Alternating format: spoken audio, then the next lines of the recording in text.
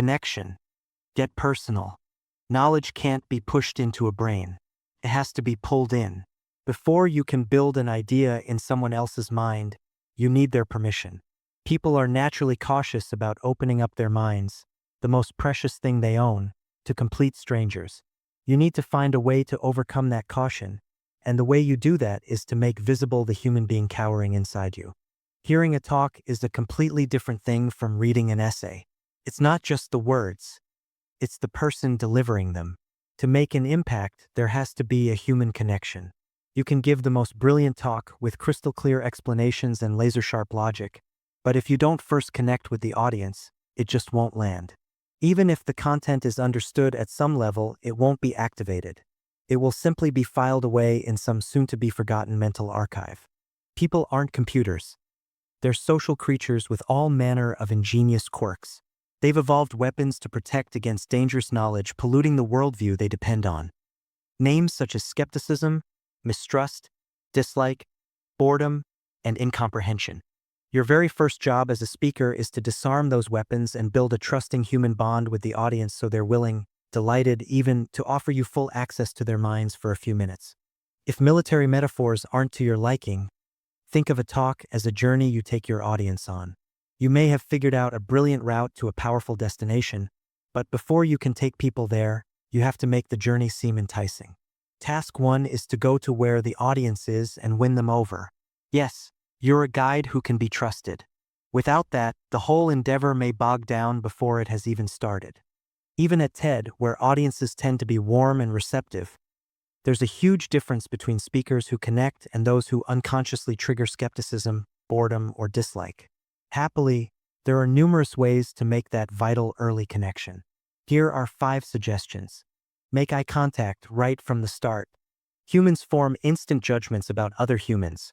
Friend or foe, likable or unlikable, wise or dull. The clues we use are often shockingly light. How someone dresses, walks, stands, their facial expression, body language, attentiveness. Great speakers make an early connection by walking confidently on stage, making eye contact with a few people, and smiling. Kelly McGonigal's TED Talk on the Upside of Stress is a great example. She begins with a confession, pauses, smiles, and looks directly at people before inviting them to raise their hands.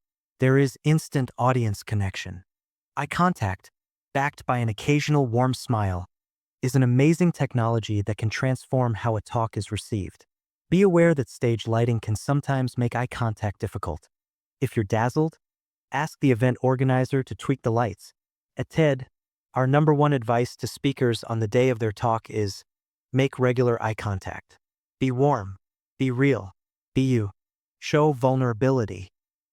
One of the best ways to disarm an audience is to reveal vulnerability. It's the equivalent of the tough cowboy walking into a saloon and holding his coat open to show no weapons. Brené Brown's talk on vulnerability exemplifies this. If you are feeling nervous, acknowledging it can work in your favor. Audiences often root for you. If you feel yourself choking up, pause, take a sip of water, and say what you're feeling. Likely you'll get a warm round of applause and a crowd eager for your success. Vulnerability can be powerful at any stage of a talk. Neurosurgeon Sherwin Nuland once paused in a TED Talk to reveal a personal history of severe depression, something he had never spoken about before. The result was extraordinary power. But handle vulnerability with care. Brené Brown warns against formulaic or contrived personal sharing, which feels manipulative. Vulnerability minus boundaries is not vulnerability.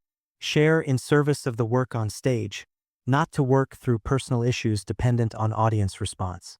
If in doubt, try your talk on an honest friend. Make 'em laugh, but not squirm. Humor is a wonderful way to bring the audience with you. Laughter creates social bonding. When you laugh with someone, you feel on the same side. For many great speakers, humor is a superweapon. Sir Ken Robinson's talk on creativity begins with light, hilarious stories that create an extraordinary bond with the audience. Monica Lewinsky said her nervousness vanished when her TED audience erupted with laughter, the signal that the speaker is connecting. But effective humor is hard. Use short, relevant stories that make people smile. Avoid downloaded jokes, overused puns, or humor that targets protected classes. Tom really offers practical advice. Tell anecdotes relevant to the subject where humor is natural. Have a funny remark ready if you flub your words or the A/V fails. Build humor into visuals or contrasts between speech and slides. Use satire carefully. Say the opposite, then reveal intent. Timing is critical. Allow laughter to land. Don't fish for applause. If you're not funny, don't try. Test material on friends first. Dangers include off-color remarks, limericks, puns, sarcasm, and humor based on religion, ethnicity, gender identity, or politics. These can backfire or offend. If you plan to speak regularly, find your brand of humor. If not, don't worry. There are other ways to connect. Park your ego. Nothing damages the talk more than an overtly full-of-yourself speaker. Salman Khan advises, be yourself. If you're goofy, be goofy. If you're emotional, be emotional. The exception. If you're arrogant, pretend to be someone else. Self-deprecation, used well, can win an audience. Dan Pink opened his talk with a self-deprecating confession about going to law school, which won immediate affection. Ego can appear as name-dropping, showy stories, or making the talk all about you. Get honest feedback from a trusted person who will tell you if you're coming across as full of yourself. Tell a story. Storytelling is central to connection. We're born to love stories. They generate interest, empathy, and emotion. Powerful stories, especially personal ones about failure, awkwardness, or danger, often transform a listener's interest into deep engagement. But be authentic. If you wouldn't tell a story to friends, it may feel inauthentic on stage. Ernesto Ciroli's tale about Italian volunteers and hippos in Zambia is a classic example. It blends humor, humility, and insight.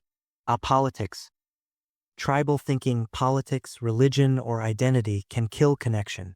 Mentioning a divisive figure can trigger immediate rejection in some listeners. Al Gore's climate presentation profoundly moved many but was dismissed by others because of partisan alignment. If you want to reach people who disagree radically, put yourself in their shoes and avoid language that triggers tribal responses. Start from shared humanity. Happily, most speaking opportunities are with welcoming audiences. With connection established, your talk can truly shine.